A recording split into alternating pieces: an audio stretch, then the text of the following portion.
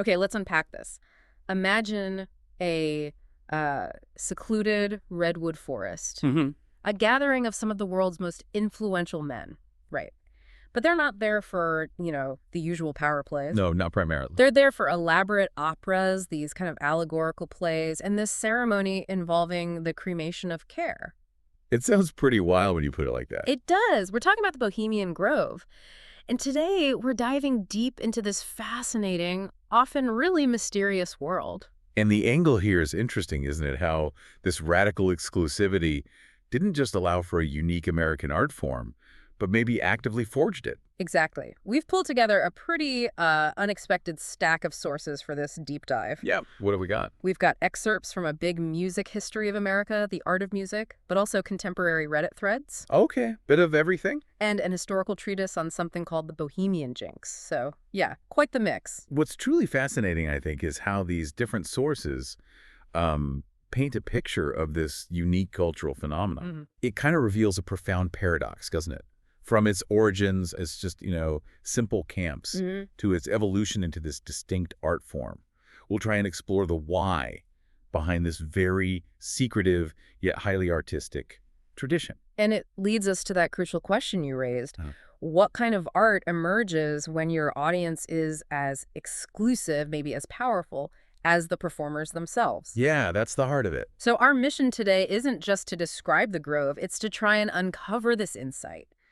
How can profound artistic expression be born from, well, total secrecy? And what does it tell us about culture, power, and maybe that human need for escape? Exactly. Get ready to maybe rethink what American art can be and hopefully discover some surprising facts that give us that aha moment. Sounds good. Where do we start? Let's start with the setting itself, Mhm. because it seems absolutely fundamental to understanding the Grove. Definitely. We're talking about a private 137-year-old camp deep in Sonoma County, California. Right. And exclusively for men. That's the key point. To put this in context, it's described as a 2-week annual encampment, basically a temporary society set up right in the heart of nature. And it's not your average camping trip, is it? Yeah. Members aren't staying in cabins. They sleep in tents. Tents? Really? Like pup tents? Well, they range quite a bit, scattered along these winding avenues that radiate from a central campfire circle. Some are Mhm. small, 2-person tents, Okay. but others are large pavilions, sometimes with separate sleeping compartments, a central lounge space. They often have these elaborate names, histories of their own, Wow. and there's even an open-air studio, usually tucked away near the campfire. Artists create cartoons, posters, often using distemper paint. Distemper, like the really old-fashioned stuff, egg yolk finder and all that. Yeah, precisely. Gives it that distinct matte finish. They use it for decoration around the camp, Hmm. lots of characters, personal signs for members. Yeah. It adds to this whole self-contained world vibe. So it's definitely not just roughing it. It's a full, almost ritualized escape. And the social dynamics sound interesting. Very. Accounts from former workers, they paint a picture. Rich old guys, mostly. Mm-hmm. Though it's important to note, not all white, despite the stereotype. There are musicians, performers too, sometimes members, sometimes guests. Right. And what are they doing there? Getting away, basically. Yeah, that's right. Drinking, apparently, quite heavily, networking, sure, but also really focusing on enjoying music and theater. I read that anecdote. The one worker said a member mistook Kevin Spacey for Kevin Bacon in Footloose. Yeah. Kind of gives you a glimpse into that relaxed, maybe slightly hazy atmosphere where, outside worries are meant to be shed. Thinking about that profound exclusivity and the deliberate shedding of external judgment, it makes me wonder, That's that. what kind of psychological impact does that isolation have? Does it truly liberate the artists and members? Or does it maybe create its own kind of internal pressures within this temporary society? That's a really interesting point. What kind of creativity flourishes when you're removed from normal societal checks and balances? Or what kind of behaviors? Exactly. So how did it start? It didn't just appear with operas, right? No, not at all. The Bohemian Grove didn't just spring into existence fully formed. Mm. Our sources show the first Midsummer Hijinks in 1878 was much more casual. Okay. It was basically a nocturnal picnic in the woods.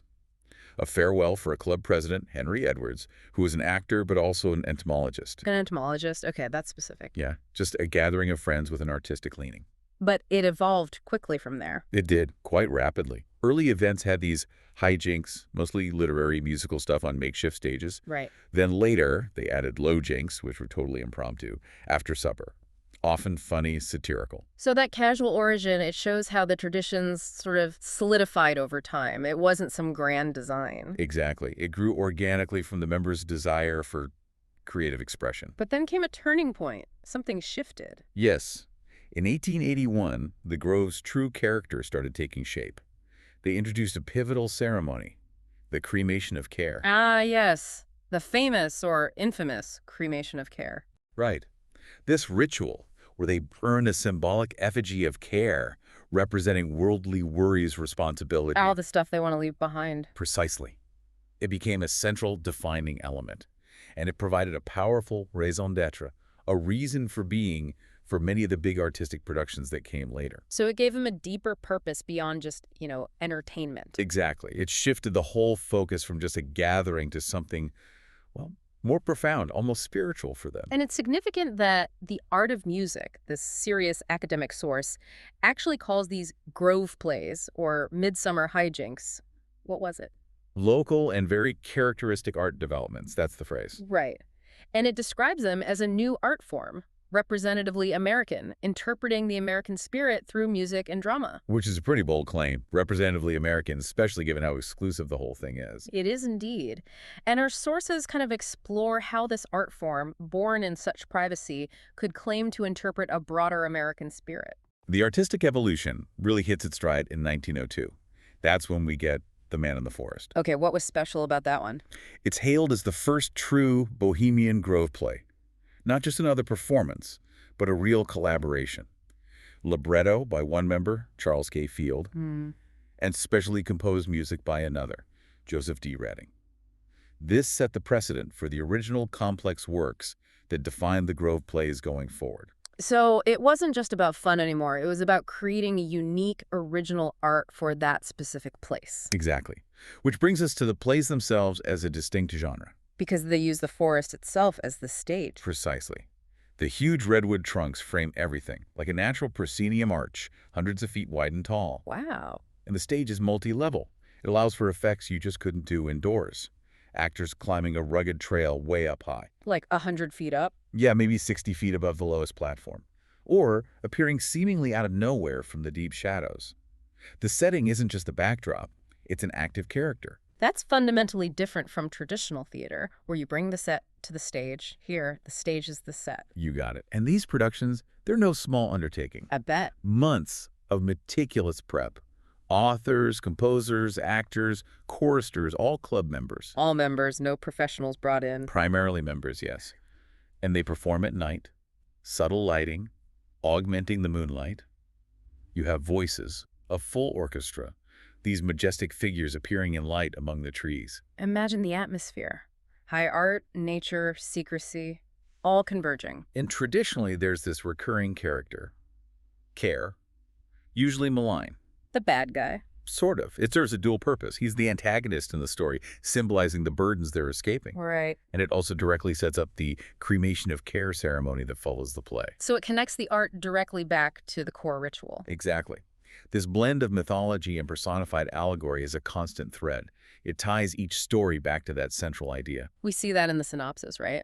They often reinterpret myths through this lens of banishing care. Absolutely. The Man in the Forest, banishing an evil spirit representing worries. Okay. The Hamadryads, you've got male tree spirits battling Melodon, the god of care, which is itself a twist, because Hamadryads are usually female nymphs in Greek myth. Interesting. So they adapt the myths. Definitely. And the Quest of the Gorgon explicitly calls evil corroding care. It constantly reinforces that core theme, escape from modern burdens through arc. And the music is just as important as the words? Oh, absolutely. Equal footing. Very much like classical masques, those old court entertainments. Right, 16th, 17th century stuff. Yeah. Composers like Frank Edwin Ward for the Hamadryads wrote these really intricate scores, not just background music, but integral to the story, the emotion. So you get orchestral preludes, big choruses, solos, speeches with music, dancing. The whole package. A truly integrated musical dramatic form. And there was that one detail, pretty startling. from The Man in the Forest. Ah, yes, the naked actor. Right, introducing the captive, running through the undergrowth, bleeding, breathless. It's a far cry from your local community theater, isn't it? Definitely suggests a deliberate breaking of norms, maybe a kind of primal energy they were tapping into within that exclusive space. But of course, the outside world often sees the Grove very differently, which leads to all the intrigue and controversy. Indeed. While it's clearly this big artistic thing for the members, the public view is shaped by the secrecy, the exclusivity. It creates this tension, an internal artistic haven versus an external perception colored by power, mystery, sometimes suspicion. And that perception gets fueled by anecdotes and criticisms, some pretty colorful ones. Like the Richard Nixon quote. Exactly. Recorded on the Watergate tapes, calls the Grove the most faggy goddamn thing you could ever imagine. Which is, of course, crude and offensive language. Absolutely. And while some argue he meant the San Franciscans attending, not the Grove itself, that quote stuck. It really cemented a certain derogatory image. And it highlights not just, historical anti-gay slurs, but also that deep mistrust exclusivity can breed. Even in their private space, outside perception defines them. And just to be clear, we're reporting the source material here. Of course. Then there's the Alex Jones incident. Right, the viral videos. Yeah. He sneaks in, films what he calls a ritual. Which turned out to be A performance called The Triumph of Bohemia. Very much in line with the Grove plays we've discussed. Not a satanic rite. But it perfectly shows that gap, doesn't it, between the internal reality of their art and the external narrative of conspiracy. Absolutely. And the club's privacy even ended up in court. The discrimination case, refusing to hire women. Yeah, back in 1978. And their defense was, well, unique. What was it again? Something about facilities? They argued that members urinate in the open without even the use of rudimentary toilet facilities. Seriously. Seriously. And that having women there would fundamentally change member behavior, disrupt the whole male-only retreat atmosphere. And the judge bought it. An administrative law judge accepted that defense. Yeah. A really peculiar legal outcome, but it solidified their right to keep things all male and rustic. Wow. That shows how far they've gone and succeeded in legally protecting their custom. It does. So while it's not, uber secret like something that has a Wikipedia page, as a Reddit commenter pointed out. Right, you can read about it. Actually getting in if you're not a member. Virtually impossible. And expensive, too. I saw a comment about the cost. Extremely. One person mentioned their father's employer paid for his membership, and it cost around the price of a small house. Good grief. So it's not just social exclusivity. There's a massive financial barrier, too. Reinforces that image of a preserve for the powerful. Definitely. So the profound insight, maybe, from our deep dive today is this. The Bohemian Grove is this living paradox. An insulated world where extreme exclusivity didn't kill art, but somehow sculpted this unique American form of music drama. From that first picnic. Right, from a picnic to this breeding ground for original American works. It's a strange mix. High culture, ritual, and these peculiar traditions. And zooming out, the art of music notes these plays, swept by the supreme interference of beauty. They've been called a new art form, akin to Wagnerian music drama in ambition. Which raises that intriguing question again. Can a genre born from such intense exclusivity ever really contribute to the broader national artistic consciousness? Or is it just destined to remain this powerful but ultimately confined expression, known mostly through rumor and secondhand accounts? Yeah. So this deep dive, it leaves you with a provocative thought to mull over. Okay. When art is created in such a private, insulated bubble, defined by its separation from the public, how does that exclusivity fundamentally shape the art itself? And what's lost, or maybe gained, by forging creativity behind such an impenetrable veil? Something to think about.